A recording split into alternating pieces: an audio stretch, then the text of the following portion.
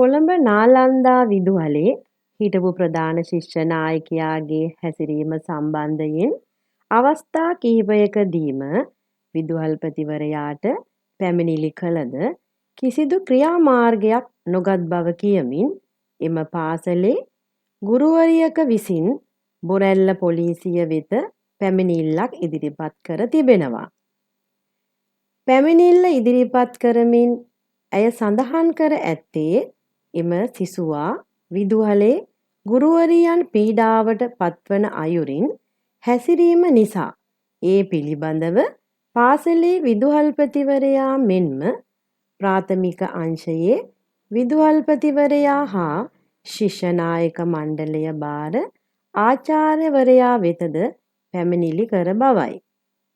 එහෙත් අදාළ පැමිණිලි සම්බන්ධයෙන් කිසිදු බලධාරියෙකු නිසි පියවරක් නොගෙන එම සිසුවාට එලෙස ගුරුවරියන් හට බලපෑම් සිදු කිරීමට ඔවුන් ඉඩ ලබා දුන්නේ ඇයිදැයි විමර්ශනය කරන ලෙසට අදාළ පැමිණිල්ල ඉදිරිපත් කරමින් ඇය සඳහන් කර තිබෙනවා. මේ සම්බන්ධයෙන් පොලිස් මාධ්‍ය කොට්ඨාශය පවසන්නේ අදාළ පැමිණිල්ල අධ්‍යාපන අමාත්‍යාංශය වෙත යොමු කර ඇති බවයි.